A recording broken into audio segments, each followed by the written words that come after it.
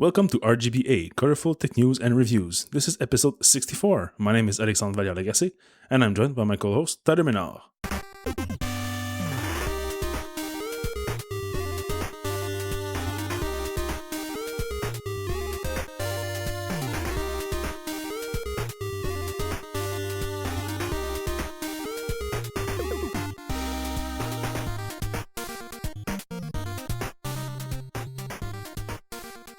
So, I'm not sure if we can call this follow-up or news or whatever. We, for some reason, last week forgot to discuss one specific topic that was quite important to everyone discussing the new iPhones. But for some reason, we totally forgot to discuss it. We did not even mention it, basically. The iPhone X10, and its notch. For some reason, we totally skipped this one. So what do you think about this notch? Is this something that you find disgraceful? Do you think it's a proof of courage from Apple to leave it there and embrace it like they did? What's your opinion on this one? I wouldn't call it courage because I didn't like that marketing campaign or marketing push or whatever they wanted to do to justify removing the headphone jack. And guess what? Nobody remembers anymore. So, but this notch thing, I think when I saw it, we had rumors this summer, and it was basically, are you team notch or team no notch, or team notch or team embrace the notch or team hide the notch? And I was embrace the notch because might as well use it if it's there and use all that extra screen. Well, all that extra screen, the little extra screen you get on both sides. In the Batman ears, we have to continue pushing that one too. Batman ears, Batman ears, Batman ears. Go ahead. So I'm team embrace the notch and let's work with it. And I think it's John Siracusa that said on ATP, we're probably going to have this design for a couple of years, 4 or 5 years. And also it makes it very noticeable and very the iPhone today, we know it's in the basic screen, the square screen, with the home button and the classic candy bar iPhone shape that we all know right now. So I think this really sets them apart, embracing the notch and saying, hey, we're the iPhone, we're the one with the weird little thing on top. So I'm pro notch. Well, I was totally the opposite.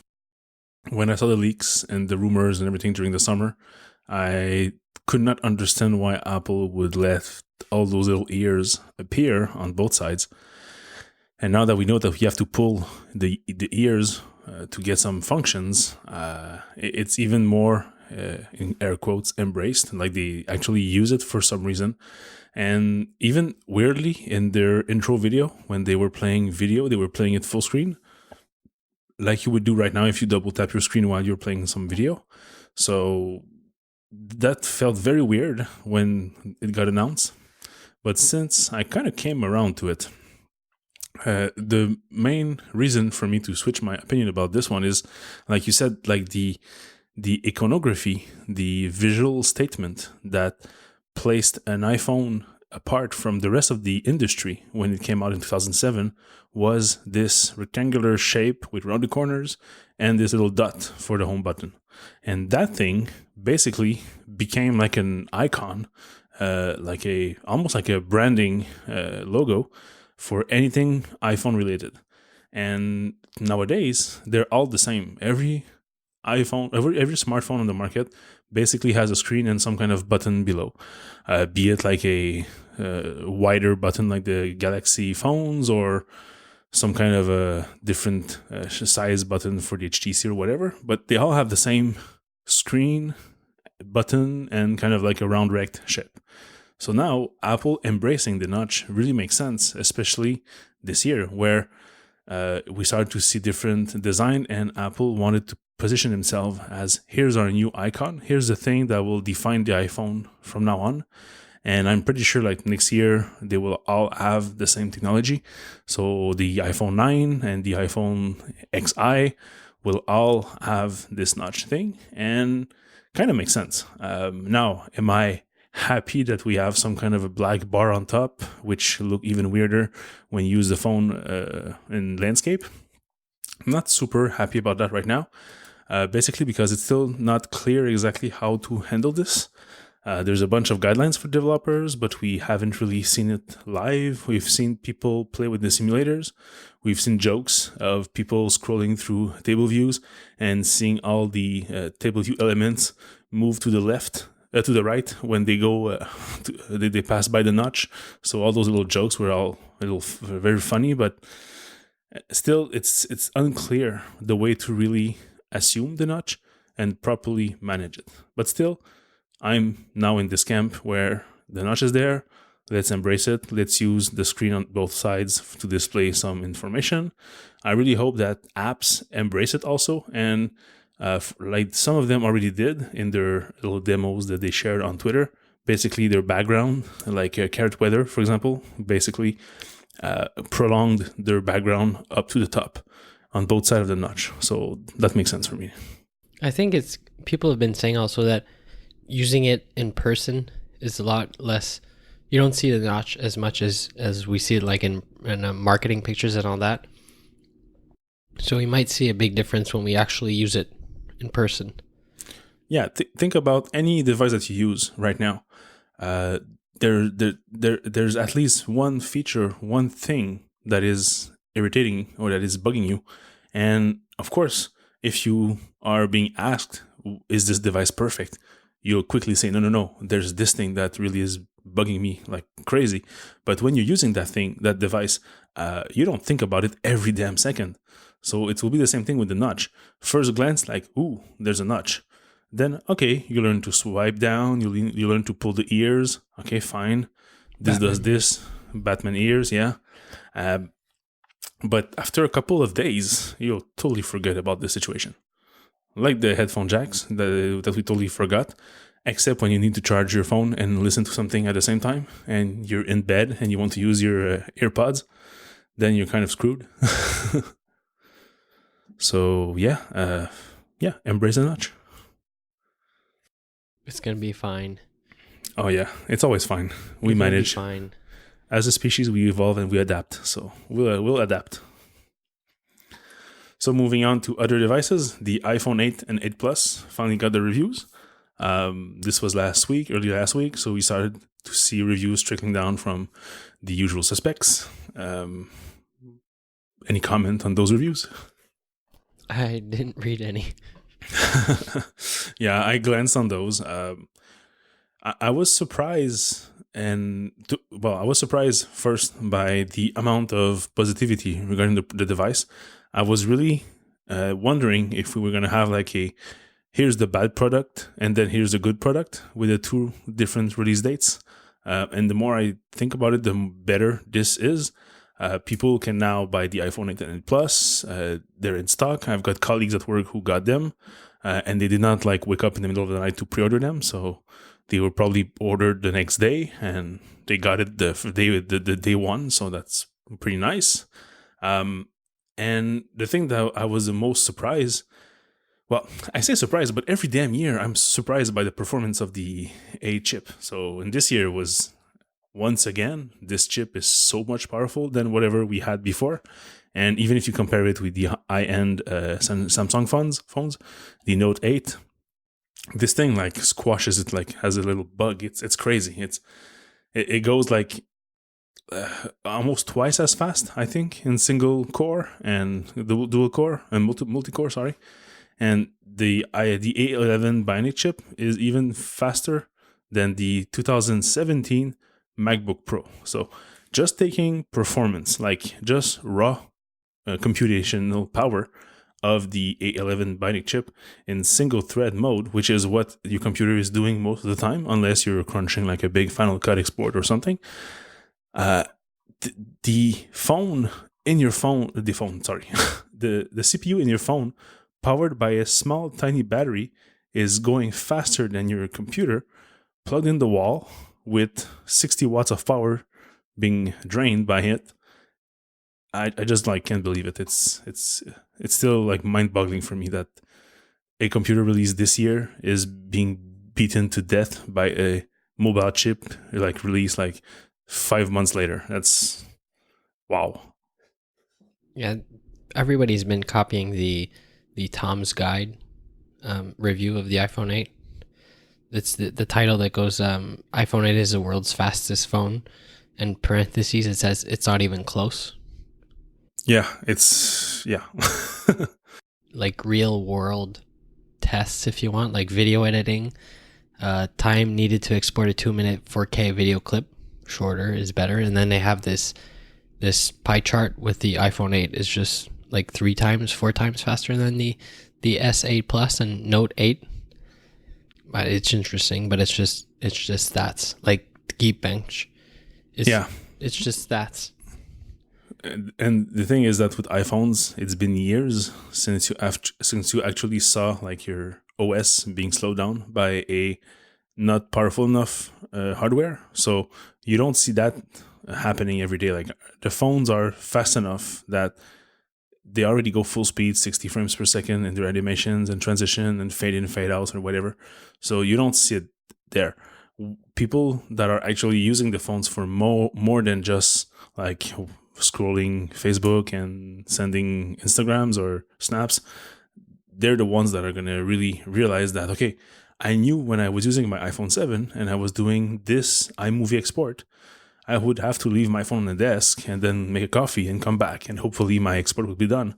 But now my coffee isn't even dripping yet, and the export is done. So, and also the phone will probably be also cooler to the touch because it's doing so much more with a lot less power. So that's really the ones that are going to see the most performance gain. And also, every time we see like an Android phone that comes out with this super crazy 12 gigs of RAM and 16 core dual CPU, 16 core CPU or something, the like iPhone community or whatever always says like, oh, it's not about stats, it's not all about stats. And now the iPhone 8 comes out and it blows every Android phone stats. So now we're saying, oh, look at our stats. So I just find that like kind of funny. Yeah, stats means nothing. It really is the experience that is topmost priority. And right now, the benchmarks and everything is just a fun fact that you can compare the iPhone as a phone that can now do stuff that is so much powerful and so much, and usually reserved to like computers and stuff. So it's just that the difference now in terms of usage is awesome. And also you compare like the phone battery, because this today iFixit released their teardown, and one of the thing here that's pretty interesting is the power in the battery, which is 6.96 watt hour of power to get something as efficient, the same battery life a Galaxy S8 as to pack in 11.55 watt hour. So it's almost twice as much battery to get a full day of usage. And the iPhone can do the same thing with like almost half as less, and even almost one full watt hour less than the iPhone 7. So for the exact, not exact, but very similar sized phone, you can do the same thing even better with almost 1/6 less of the power. So that's pretty impressive. And look, I just sent you in Slack. There's a meme that keeps coming out every year that I really like. It's from because it's from Mad Men, and it's just every year like the new iOS comes out or a new phone comes out, and then you have people from Android saying, "Oh, we've had this feature for years, and on this specific phone that's only available on this US carrier," and like iPhone Android users saying, "I feel bad for you," and then you have the like Mad Men character that I forget his name, Don Draper, that says, "I don't think about you at all. Like, I don't care about your Android features and your like all crazy phones that you have to go buy in the States and everything, and like root them to get all the features and like swap the firmware. What's it called? Firmware? Not the firmware, the CyanogenMod there. How do they whatever, call it? yeah, this. But worse than that, Samsung usually releases the best CPUs in Asia, and you get a bummed down version for North America. So if you want to get the good Samsung phone, you have to go all the way to Asia. So it's even worse. It's not just like go across the border and go to Best Buy and buy it. You have to get it online. You have to make sure that the serial number match, that this device really is the one that you were hoping for. Yeah, that's a big lot of problems. And what do you think about the DxOMark camera review thing, camera score? Well, how can I say that without going to parental guidance required? It's a load of crap. Even if you look at the details of their test, like they say, okay, the iPhone 8 camera has a total of like 96 point on this. Like, okay, fine, that's your sum or your average or whatever, but they don't tell you the scores below that average. So there's no way for you to understand exactly like how much point do they give to the focusing speed or how much point do they give to this or that. Like it's only like averages and numbers. Like you could just like throw like, I don't know, like Sesame Street character names instead of numbers and you will get the exact same result. Like it makes no sense. Like it's just like numbers. And also the whole thing with Google, the Pixel last year, where I don't know, there was like a partnership with Google and they did not review the iPhone 7 Plus, only like the 7, but like 2 months later.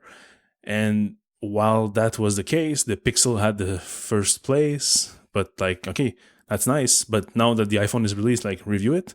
But they were all giving like excuses not to. And then when they finally did, they did not cover the Plus version with the portrait mode and all the impact that this has.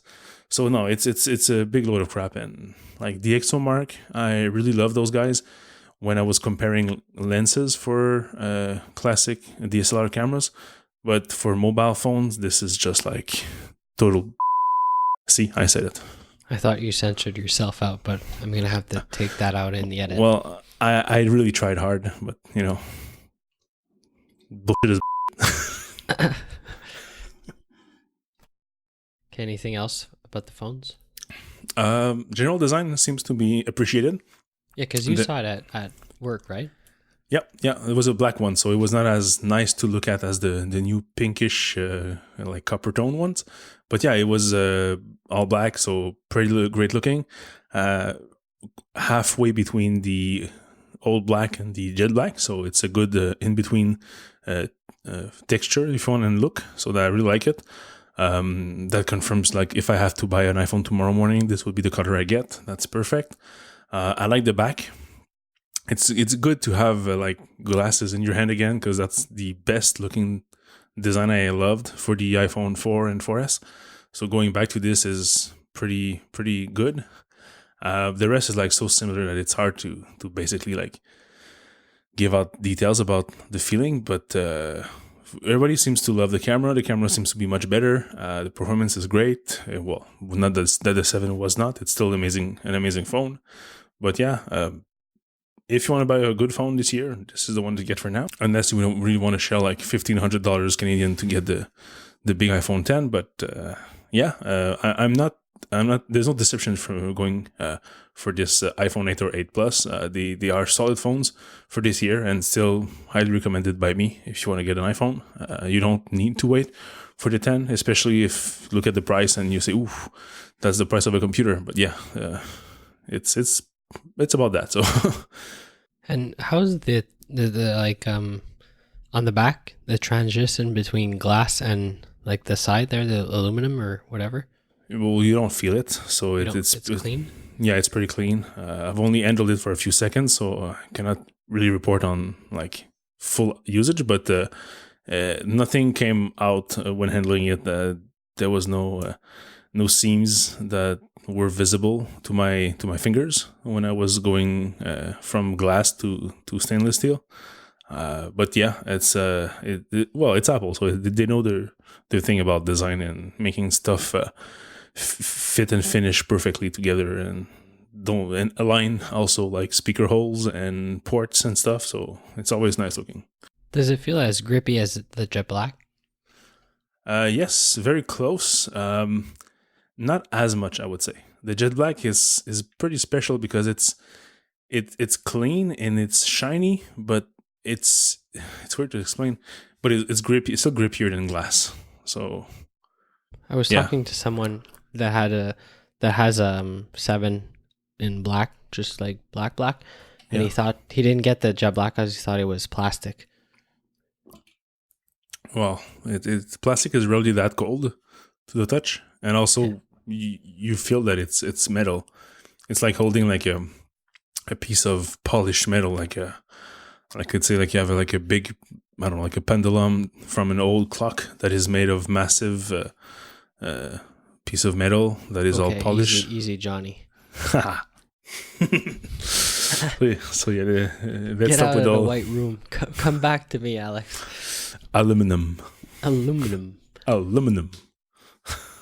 What was the one Yeah. for the color? Which is anyways, the color iPhones, the plastic iPhones. The 5S? Yeah, 5C, sorry. yeah, 5C. Yeah. Anyways, it's been too many years. We lose our Johnny Ives references. Anything else about the iPhones? No, I think that's it. I didn't go sim yet. See, that's what the iPhone 10 does is you don't even go see the new iPhone in store, you wait for the 10 to come out. Yeah, but it'll do like it did last year with the Jet Black. Like there was a line at the Apple Store just to touch it and handle it. People were Yeah. waiting for their turns, but the rest of the phones were like all empties tables. So yeah, there'll be a line there for sure. Unless you Some go people like are predicting that the pre-orders are going to be even worse for the wait time for the pre-orders of the 10 is going to be like something we've never seen before. Like AirPod-ish. see, I want to go against that. There's a reason why Apple pushed back the release. I don't think it's because they wanted to hide the design from the different manufacturer partners. I think it really was because they wanted to make a whole lot of iPhones so that they don't suffer from like missing stocks. Don't forget that the single most important number for Apple is the average selling price. And if people cannot buy the iPhone 10 at $1,500 Canadian and they have to resort for the cheap iPhone at $900, then the ASP will go down. Well, it won't go up as it should because there's now a new, more expensive iPhone on the market. So I'm pretty sure that the reason why we wait like a month, is it a month? When is it coming out? You can pre-order in a month exactly, and it comes out just like November 3rd or So like November 2 weeks 5th. later, yeah. So like there's a month and a half, well, plus a couple of weeks since the event. So I'm guessing, that's just my raw guess, that they probably are cranking out like maybe 20 or 30 millions of these just to cover for the lunch event, the lunch window, and then it's full steam ahead until Christmas, and they really want to get their quarters super high, and this higher ASP will probably help a lot. So that's what I'm thinking. It's just to get some leeway into the production of this device and make it go super fast. So there was also reviews for the Apple Watch. One thing that I did not understand in the keynote, I probably missed it if they mentioned it, is the new Apple Watch with LTE only has like a 4 hours battery life What do you mean? Oh, when you're on a calling or something? when you're on LTE. Like let's say you wake up in the morning, you take your watch, leave your phone at home, and you go for your day with LTE enabled. Then the watch only has like a 4 hours battery life. That's not very long. That's not very long. I was pretty surprised to read that. And it's not like they hide it. It's in the details of whatever the specs page. So, okay, fine. But like 4 hours, that's like not even half a day. Like if you wake up early. So that was the one thing that like stick to my mind about those reviews is that this feature is not so nice. Also, we had little problems with the carriers. They wanted to limit the LTE to a 3G speed. Now I think they rolled back the whatever they said and they're going back to LTE. So yeah, that was not super nice. The Lauren Good review for The Verge, where she actually did what Apple does during their little presentation. They usually show people like in the wild using iPhones, whatever. And in this case, the person had the Apple Watch on a surfboard. So what did she do? She went on a surfboard with the Apple Watch LTE. So, and guess what? She didn't have any service. So it's not the watch fault per se, but it's funny to just try exactly what they do in their ads and realize that it's not exactly the perfect solution because carriers don't necessarily cover the water places, so it's not the best test for that. And because she was outside of the range of her phone, she basically had to recharge the watch like midday. So I didn't read many reviews either of the Watch Series 3. so this means you don't want an iPhone 8 and you don't want an Apple Watch, if I understand this correctly. Correct. Yeah, we tend to read less when we are not in the process of buying something. But still, I like the Verge reviews because usually they are they're not like anti-Apple, but they are not afraid to really like expose some bare wrong features or design decision with the reviews, and that's what I like about those reviews. They're pretty harsh, but it's like, okay, what they say it's true, and now it's up to Apple to fix this. And usually they come through, like while they were doing the editing of the video, they mentioned that there was a problem with the Apple Watch connecting to unsecured network. I'm not sure if it's when your phone is connected like to an unsecured network and then the watch continues on it. But basically there was a problem with the watch and unsecured networks. And even before they were finishing with the edits, they got like word from Apple that this was a known bug, and it was being worked on. So they just inserted that little clip in their review, and that basically is already cleared up. So I'm guessing that we'll probably have an not 11, but WatchOS 4.1 very soon with this bug fix. WatchOS 4 has been pretty stable on my watch, though. Yeah, don't talk to me about those things. It's never stable for me. And it's really better. Like the battery life is a lot better. For the watch, yes, but for the phone, I still have problems going through the day. So, but like the list of problems I have with my phone on the iOS 11 is like longer than my arm. Copy paste doesn't work. Battery life is awful. I've got like audio glitches when I record videos. I basically started to do some unboxing videos for the blog, and all my clips have like gaps in them. What else? Brightness is always too high for some reason. Even though I have this auto brightness disabled, it's still too high. I don't know why. Even at the lowest setting, maybe it's because I replaced my screen last week. I thought at first it was this that was a problem. So I'm not even sure if it's this or if it's the iOS 11 final version. Wait, but yeah. You manage the brightness all day? I don't manage my brightness. That's the thing. It tries to manage itself. But if you have auto brightness turned off, do you play with it all day? You just leave it at the same thing? No, the same thing is just when I get to bed, I put it to the absolute minimum. Okay. But yeah, I'm pretty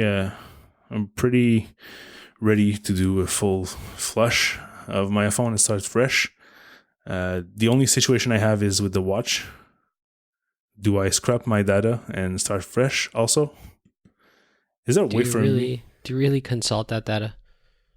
Not really. I know we like having it, but do you really use it? No. I think for me, a faster phone that's more reliable is worth more than those rings. So yeah, I think I'll just do the whole pre-iOS with iCloud backup thing of just restoring it and installing the apps I'll use one by one. I only have like 6 pages of apps, so I probably 4 of those are not necessary. So it'll be a good thing that I just don't have those.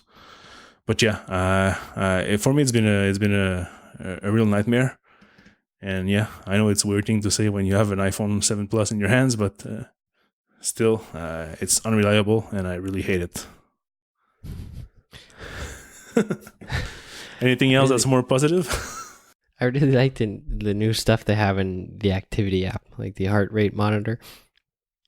Yeah, that's a cool one. You've sent me a couple of times your heart rates, and it's interesting to see all the dots plotted against the day and the night. In your case, if you wear it for sleeping, still haven't done this though. For sleeping? Yeah, should probably do it. Maybe not tonight. How much battery do I have? Oh, 56%. I could. Just stick it on the thing for like 10 minutes and you're going to be to 80 or almost 90%. It charges so fast. Yeah, true. Any chances that you're interested in an LTE watch, like for your next model? Maybe not this year, but maybe like next year, Series 4, if it still has LTE. Would you consider that, or you have no use for that? I don't really have any use. Like, I don't run.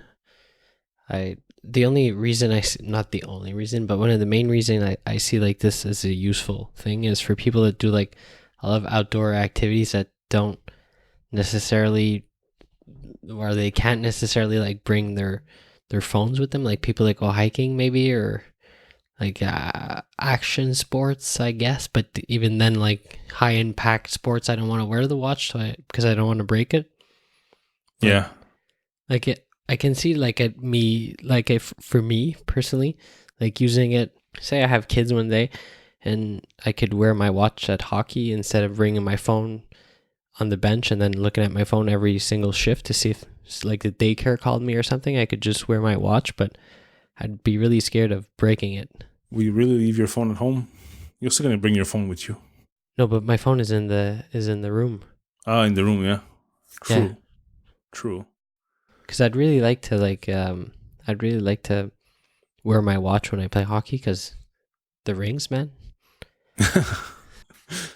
We live for the rings, and Yeah. that's a big opportunity for rings that I True. miss. Yeah, the rings that I'm gonna trash very soon. Yeah, Yeah, crash the rings. Yeah, no, makes sense. I don't swim, I don't run, I don't really need to go anywhere without my phone. And frankly, I kind of feel naked without my phone. So I'm not encouraged to basically leave it at home and just go with the watch.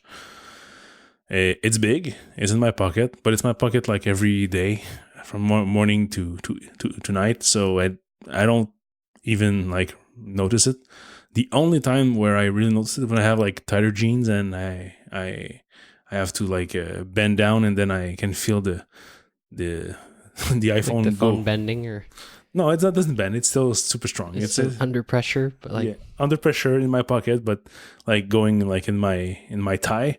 But like that happens like maybe I'll send them 30 times per winter, whatever. So even then, like I just know it's there. I just do whatever I have to do, and I stand up, and then it's done. It's gone. So I don't see myself without my phone. So I don't need something to cut the cord between my phone and my watch. So yeah, even I would say even that I would prefer to just move to an iPhone 10 to get like an in between size, like a close to the plus size screen with the form factor of the non plus. That would be better for me, and even less reasons to leave my phone at home or whatever. So yeah, yeah. so you'd go GPS instead of LTE. Even GPS. I would go GPS. I could go GPS. I know, but I would go GPS just because the Series 3 is only GPS or GPS and LTE. And if there was like a third model without GPS and without LTE, I would get this one. Yeah, me too. Battery life would probably be better. Yeah. Well, you can probably disable the GPS for some way, no? I have no idea. There's probably like a setting. Like last year, I'd get Series 1 instead of Series 2. Yeah. Yeah. True. And that's what I bought for my wife.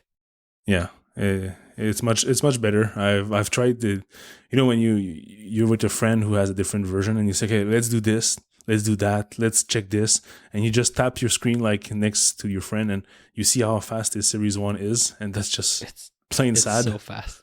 I know.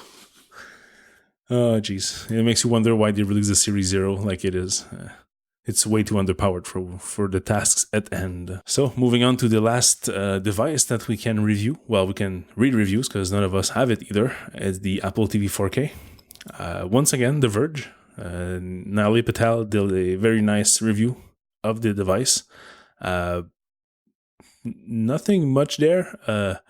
It's what we expected. The only weird thing is you have to basically select like a mode, like for your numbers of frames per second and your resolution and HDR or SDR or whatever. And then the Apple TV doesn't change back depending on the content being read. Which means that if you set your Apple TV into 4K with HDR, well, you get the nice interface, which is HDR and 4K. Super nice. But then if you launch like a 1080p movie, it's going to upscale it to 4K, not use your TV upscaler, but really the Apple TV upscaler, and also apply some kind of filtering on top to make it fake HDR. And that usually is like a recipe for disaster. People like Nali Patel and others who reviewed it said that most of the clips that they've seen this way are basically just awful. So that's weird because even my Bugsy Bucks, which I had like almost 10 years ago, was in 720p, the interface. But whenever I was switching to like a video file, it was resolution changing to that file. So if I had like a 480p video, it would go this to 480p. If I had a 1080p video, it would go to 1080p. So I don't understand why the Apple TV just sticks to its own like setting and doesn't like conform to the media being played. Because it's stubborn. Yeah, it really is. Hardhead. As with the two other products that were released this week, I didn't read any reviews for this one either because I have no interest in 4K since I don't have a TV yet. Well. No homeworks for you. Eh? No homeworks done from you. No, it was an awful week, and it was an awful weekend too. Not an awful weekend. I mean, it really, since the reviews all came out on Friday, and I was basically out of this. You were on a boat. Just tell it. You were on a boat. I was on a boat. I was on a boat. Weekend. I'm on a boat. When I opened my tweetbot on Sunday. Last night. So Sunday. Ooh, this is hard. I was 1,400 tweets behind. Okay, for you that's a lot. And I'm proud to say I completed it.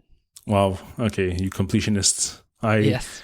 I resigned long time ago. This makes no sense for me. Like, I can get like 4,000 tweets per day, so there's just no way for me to just see the whole thing. And I treat like Twitter basically like I treat Facebook. Is I go there, I just scroll a bit, and that's it. But you just not delete, but unfollow everybody and make it manageable. I tried, and I even muted people that I will not name on the show. And even then, there's still too much. But I want to follow these people because I want to see what they say, what they share, whatever. But you don't see it because you can't see it you can't like see everything they show. I know, but still, there's just like too much. How many people do you follow? Let's fix this. Yeah. How many people do I follow? Following 473. Whoa. 473, that's almost 500. I follow 207. Oh, see what I'm telling you? And also, I removed like most of the brands. I was using Twitter as like an RSS feed for a while. So I was following like people and their blog or website accounts or whatever.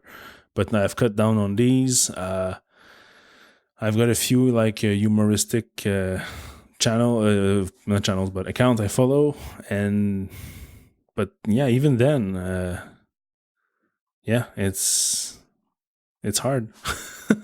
And how many people do you have muted? Give me a sec. Not many. Come on. More than I thought. Okay. So 3, 6, 9, that's 10. 20, about 20%. So, but they're all people almost all people I personally know. So That's what makes it bad. yeah, I know. Mute all your friends. Why you even follow them? Anyways, yeah, back to the Apple TV. Yeah, so good news is that the Apple TV supports both Dolby Vision and HDR10, so both standards that are now being, I would say, promoted by different content entity and by different manufacturers. So you don't have to make a choice. Like if you embrace the Apple TV, you won't get like only content in one format that you cannot support. So this is all nice. There was something about the audio also. I don't remember exactly because it does support Atmos, but not in every situations. Yeah, I don't remember exactly. It's been a while since I read this article. And when you think about the hardware change of the Apple TV, that white circle around the menu button. I'm in the Casey list remote club. I don't care. The remote is fine. Yeah, same thing for me. I fixed it. I put a case on it like I do with all my things with magnets. So my Apple TV is always sticked to the back of my TV. And even my kids, it didn't take long to instate the law that says if you want to watch TV, you have to put the remote back where it belongs. So daddy doesn't look for it in between the couch and everything. So they are pretty nice with that. And when they're done, they just put it back to the TV. And that's where I get it. And just by feeling with my thumb, without any clicking, I can quickly see that if it's rubber, it's because it's the handle. And if it's like slick, it's the touchpad. So I don't care. Without looking, I just feel it. Okay, wrong side. Twist it again. And because the bottom side has two magnets, it's thicker on the chin and the forehead and the back of the head, if you want. So, so it fits perfectly in my hand. So I don't have any problems. I'm using the Elago. What's it called? The wrist thing. Well, yeah, I ripped apart the wrist thing a long time ago, so it's not really useful for that. Where is it? It's the Elago R1 IntelliCase for Apple TV remote. I just set it on the table and I don't touch it. And if I want to like skip forward or whatever, I just do it directly on the table. Okay. Well, see, still works. But yeah, this little Elago case is perfect. Magnets are strong and they really stick to the back of the TV, so I don't never lose it.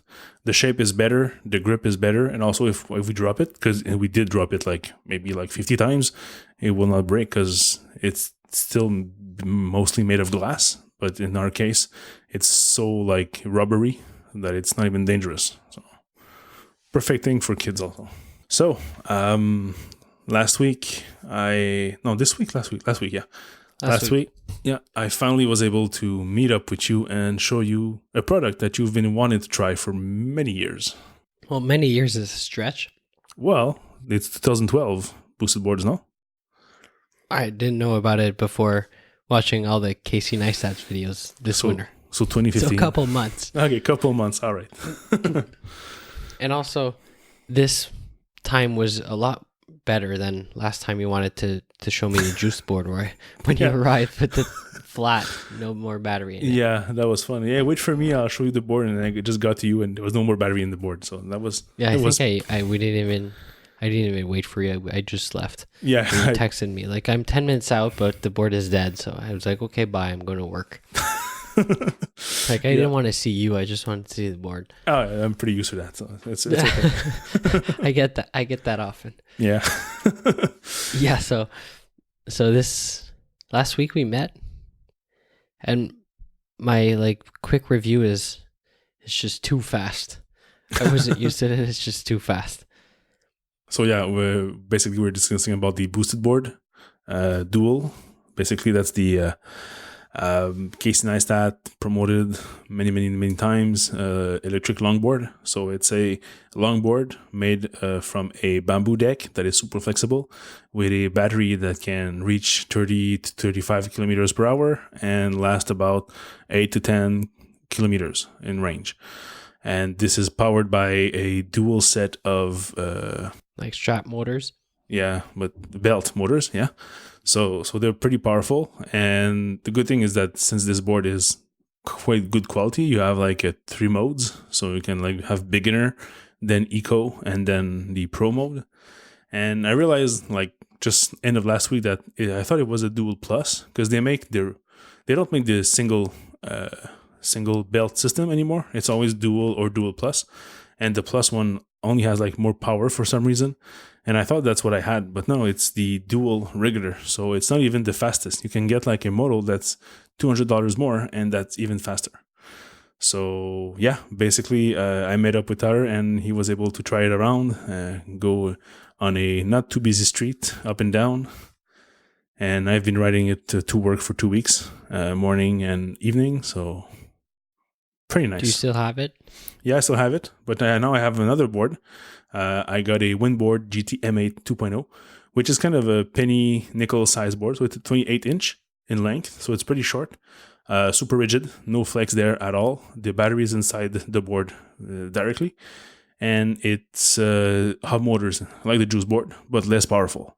So yeah, so basically I'm going back and forth between these two right now. So boosted board. In terms of speed, Tyler didn't have enough time to get used to that speed.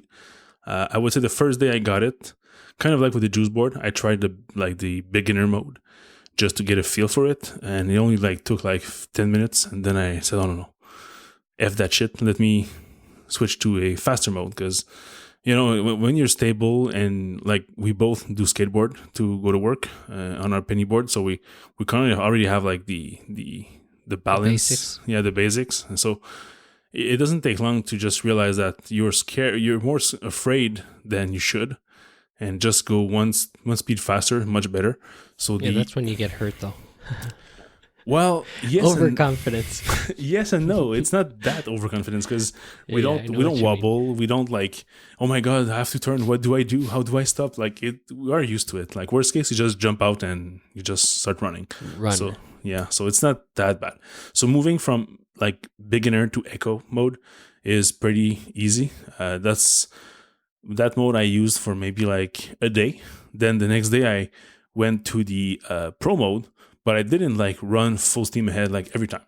You just manage your speed like with your surroundings. Like sometimes you have more traffic, then you go slower. If you have like a nice stretch of road that's been recently paved, you just go full steam ahead. So it really depends. But that pro mode gives you like the confidence to react to your environment. So for example, on my way to work, there's a bike path, but there's also a bunch of hotels and there's a bunch of taxis. So what do you think taxis do? They don't look and they just cut. Exactly. I've been And they almost park in the bike lane. Yeah, I've been almost hit by taxis like a couple of times, or even people like you see the person and the person saw you, but for some reason they don't think you're gonna coming that fast, so they just like continue on Start the bike walking path. across the street. Or yeah, these people that just look on the left, not on the right, but they're on the bike path. So there's like people coming both ways.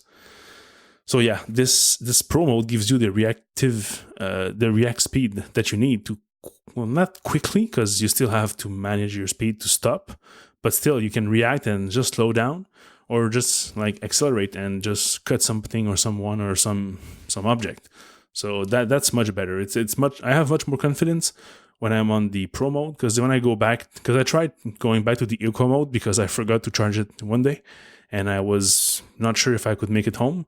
So I went to the eco mode, which goes from my weight from 32 kilometers per hour to 25. So I lose 7 kilometers per hour, but you also lose much of the kick. So that speed that you said was hard to manage, you lose that if you stay in eco mode, and that's what you lose. That's what you need when you want to react. So I had one event where there was a taxi that was like, instead of just going into the taxi lane and staying there, he was basically running on the bike path, and he was going like straight to my face.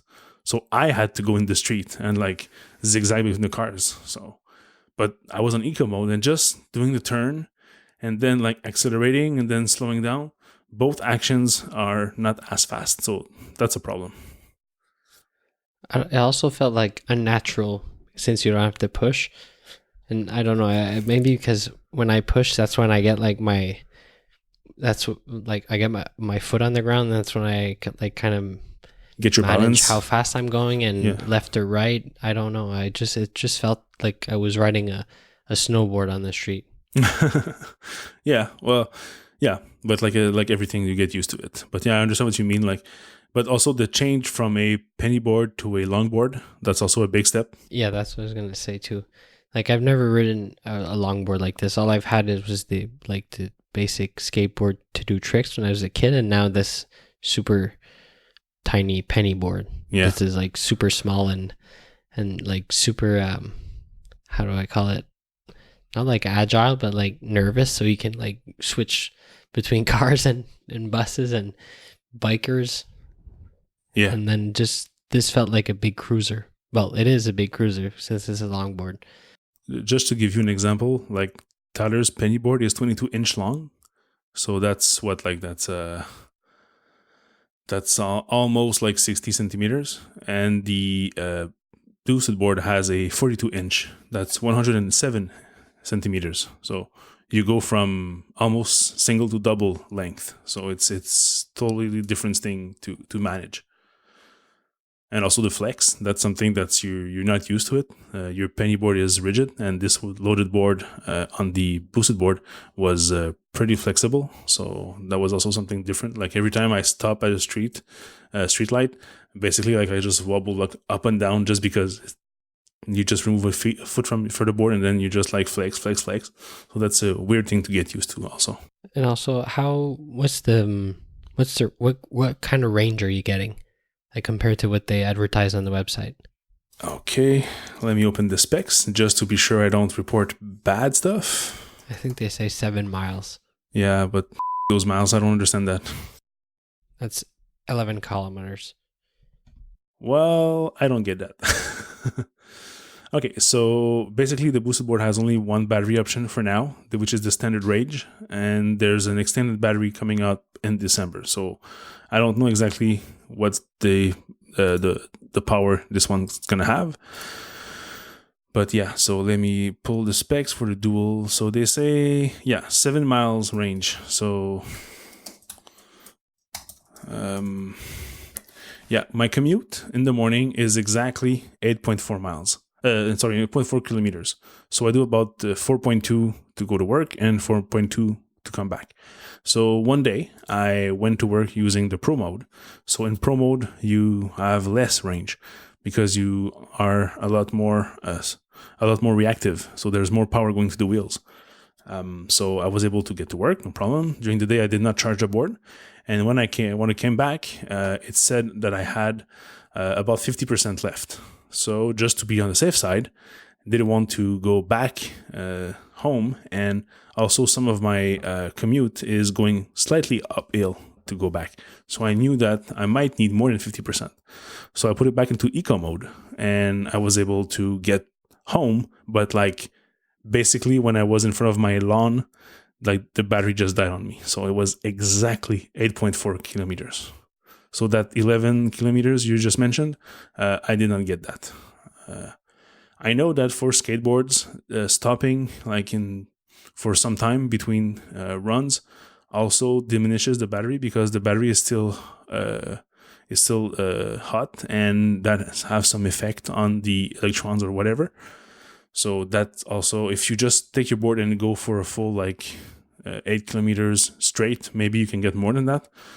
And also that depends on if you stop a lot, and when you start, if you kick push or you just go with the battery, and also if you go uphill. So in my case, it's pretty stable, pretty straight. There's only a slight uphill going back from work.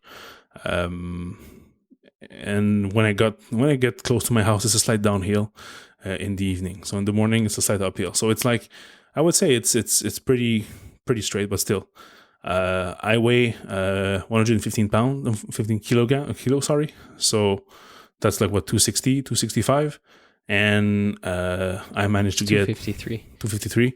And I managed to get 8.4 kilometers, half with Pro and half with Eco mode. So maybe I can reach like 9.2 if I was Eco mode all the way. You should lend it to me. I should test with my weight. And I should also stay at your house and everything for a week, and we should work at the same place. Yeah. So then we can do like a real world comparison. Yeah, but yeah, it's a pretty fun machine. I understand why it's expensive. It's compared to other products. This one is meant to be repaired, so every component is modular, and you can replace anything down to the screws. And that's like the way that they're thinking about this product. Is not, you don't buy this and then when it breaks, you just throw it in the trash. It's more expensive because they use quality components like the board itself, the bamboo board. It's a board from the company Loaded, which is a longboard company and skateboard company that's been there for like 30 years or whatever. So they make super high quality boards directly in the US. And this board, it's called the Vanguard, and it's about $200 US. So it's a quality board right off the bat. Then the wheels, they use Orangutan wheels, which is also a Californian company, made in the US. So most of their parts, if they can source them from the US, they do. And it's all part that you can also buy again and replace and even sometimes customize. So that's why it's not cheap. It starts at $12.99 the Dual and $14.99 the Dual Plus. That's US dollars. And if you buy it like now, I think you can still get the $200 for the extended battery. And when it's coming out in December, you'll get the battery eventually instead of paying $400. So yeah, that's about it. I haven't did the full review yet on the blog. I'll do that probably this week or next week, and you'll be able to get some more details. But yeah, that's an amazing ride. And also we'll have more like a more comparison review of your new windboard next week. Yep. Because right now I just used it 15 minutes Saturday, 15 minutes Sunday, and today to go and back from work. Same thing. I did not charge it during the day, so I was really testing it fully, and I was able to get back home. I was able to go all the way to the postal box, which is maybe like 100 meters further. And when I wanted to go around the street to come back, that's when the board died on me. So it's pretty much the same thing. Yeah, pretty much like maybe 8.5 or 8.6 kilometers. But they do advertise more. Let me just bring the page. Yeah, so they advertise 12 to 18 kilometers per charge. So I'm very far from the 12 to 18. Also, the max speed is 25 to 28. The max speed I get is 26.1. That's the exact top speed I was able to get this morning, going straight. So no uphill, no downhill, very straight street, recently paved like 2 years ago. So it's pretty nice residential street. I don't know what's optimal. I think in 2 years you're okay, because like if it's freshly paved, it's like too grippy. Yeah, true. I know this because of car racing things. It's stupid because like the resin comes out of the street and then it produces too much grip. Yeah, and it's complicated. No, I agree. It seems to be nicer when you ride on those streets, but too much friction. Yeah, there's one right next to my workplace where they recently redid the street because they were working on the new hospital there. And at first I'm like, oh, cool, nice street, super slick. Yes, but I do feel that I go slower than I should. Even if it's a slight downhill, I should gain more speed from the crappy road where I was like a minute ago. But no, I go slower. So you're right. Freshly paved it's too grippy. But in my neighborhood, it's like 2 years, so it's still pretty nice. And there's rarely cracks, but it's not grippy anymore, so it's perfect. So yeah, report back with more tests on the Windboard GT M8 2.0 soon. All right, that's it for RGBA number 64. You can find the show notes at rgba.fm/64. You can find us on Twitter at _RGBA. I am on Twitter at VALLIERES.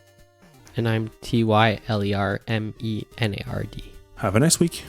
Have a nice week.